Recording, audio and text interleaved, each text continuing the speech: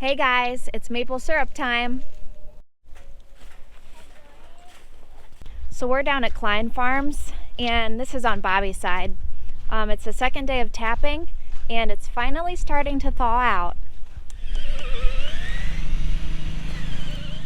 They use these blue lines here for the sap, and everything is gravity fed down to the tanks. You can see it all goes downhill. This is the actual tap right here that goes into the tree. So somebody will come along and drill a hole in here, and then another person will come in and then hammer the tap into the tree. They reuse these blue lines. They get cleaned out, but as long as they don't get damaged, they keep reusing them. And it's kind of nice because for people like me that aren't very good at telling trees apart, you can tell where a maple tree is supposed to be by the drop in the line. That one, that's a big sugar maple. We'll watch Bobby and his cousin Brock for a little bit put the taps in.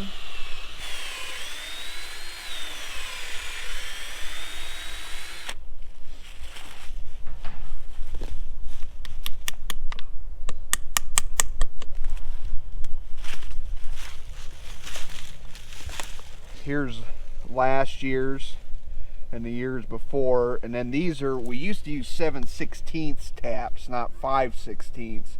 So it left a bigger wound, and you can see these bigger wounds just working around the tree. Here's the tank where all the sap flows down into, and I can hear it going in there already.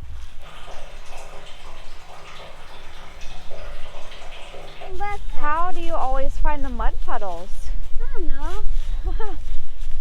That's one thing about maple syrup season. It's always muddy. How deep is it, Brock?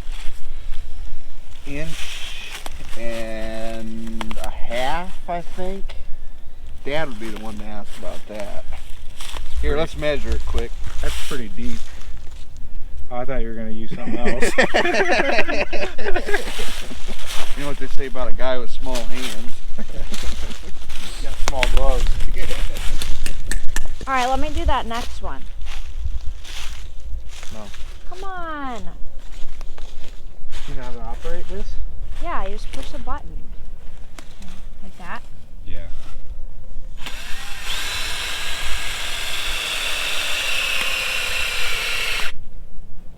Like it? You got to keep it running and pull it out to evacuate the... I go in. That was- Go in a little bit more, go to the tape.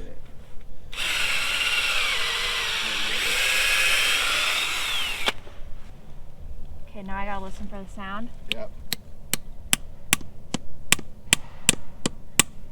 More? There. Yeah, that's good enough. Is it bad? That also helps when you hit it, too. Shut up. Come on. Now we'll watch next year. And I run out of battery right in the hole.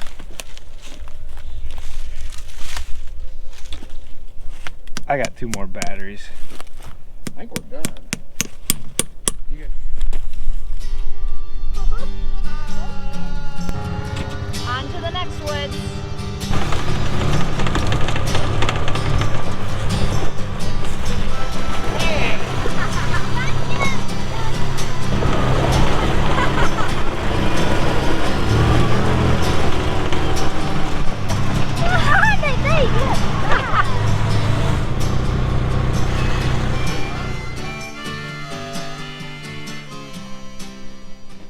They got a smaller line over here, but it's kind of on the side of a hill.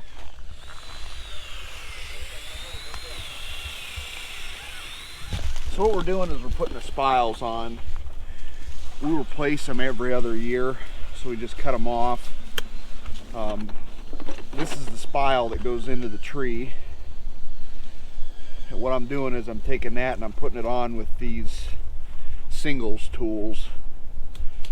And these tools are what we use to repair the line too. You can see anywhere there's a connection, it's just a barb. And what these do is they clamp on and then you squeeze them in. And we have doubles too, and we can squeeze on both sides on a separated line.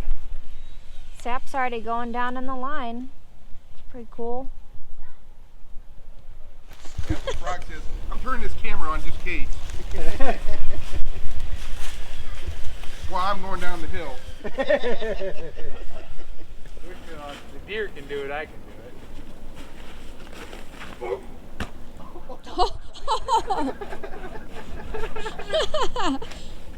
Yeah, I'm not gonna jump. Beautiful.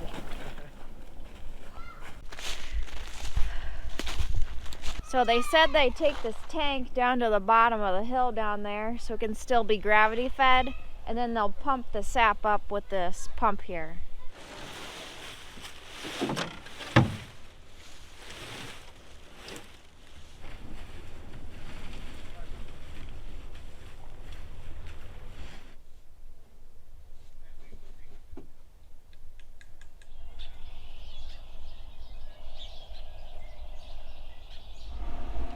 Ooh, just stepping outside to smoke some pork. I got a big pork butt on the smoker. Hopefully this will be good to eat later while we're boiling. So here's the sugar shack. They obviously have the boiler in there, and then the one side has wood and the other side there's some benches for sitting. It's got a bit of sap down in there.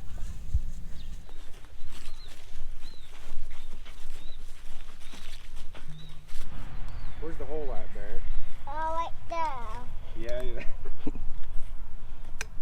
Where's the hole at in the bucket? It's right here. Yeah. There you Nice. There you go. Okay, now we're gonna put the lid on. Oh yeah.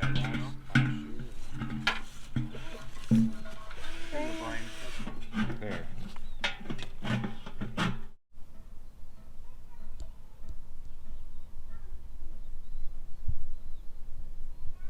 So it's pretty cool that they still use wood to boil the sap. A lot of maple syrup operations now will use propane or natural gas, but Brock and his dad Reggie, they split this whole trailer plus all the stuff in the sugar shack.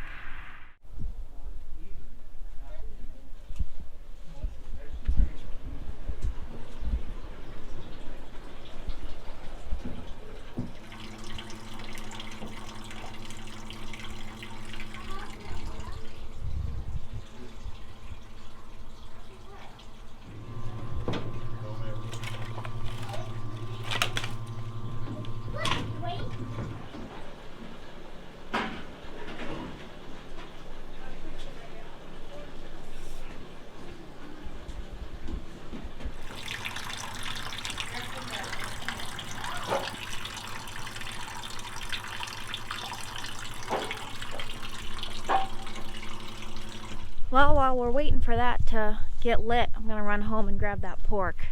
It's pretty cool. We live less than a mile down the road.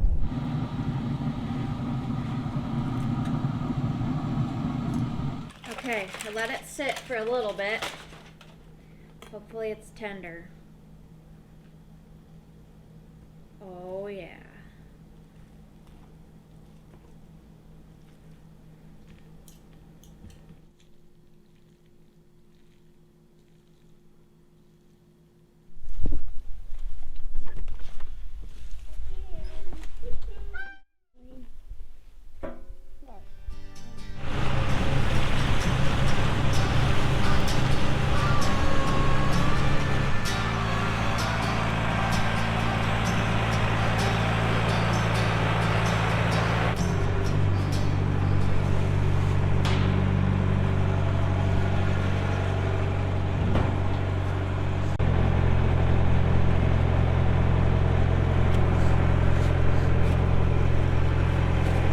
One or two pulls. Two. Oh. Turn the gas on. Give me a chance. 3. Oh, come on.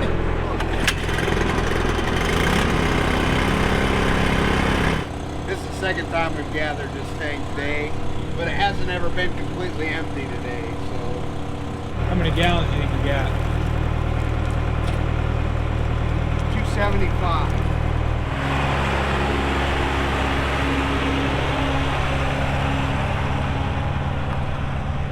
So after they get the sap, they put it into this tank, and then it's pumped from here into the sugar shack. And they got a couple filters on there.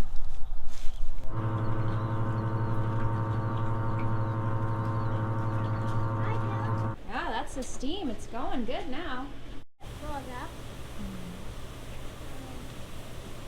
More coming down. Now fill it up. Do you want to go see it down there?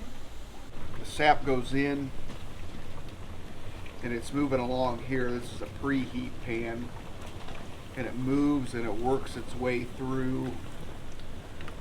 And then there's a hole down in that corner, and then there's a band on this side just like that, and it goes through and works its way to its front pan.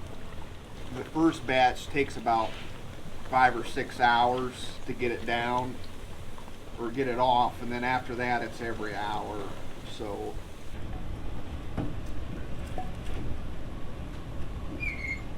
I'm gonna have some sap tea.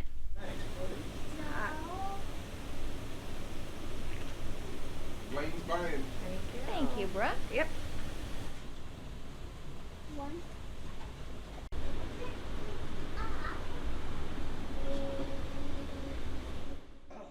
This is where they keep the syrup when they're all done. And this is a freezer.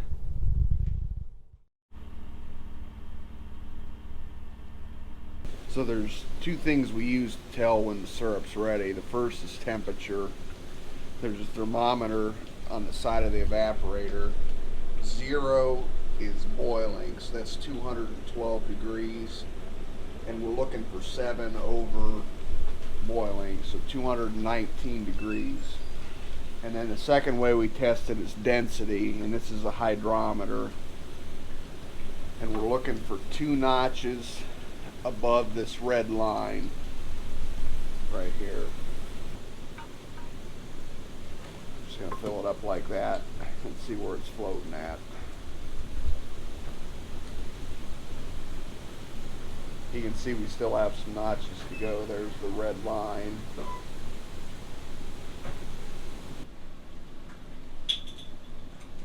Let's walk. Let's walk again. I just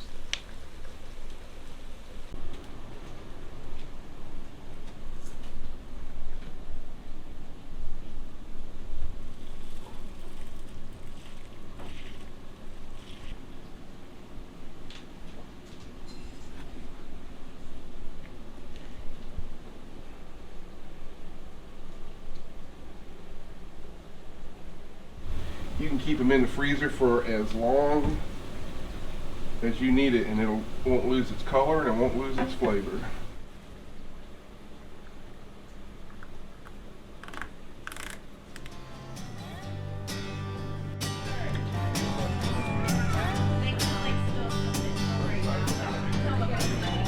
Gonna taste some.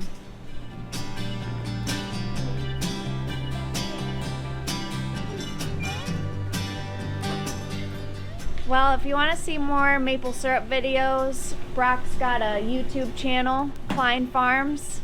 Got some farm videos on there too. But we're just kind of wrapping up for the night, so thanks for watching.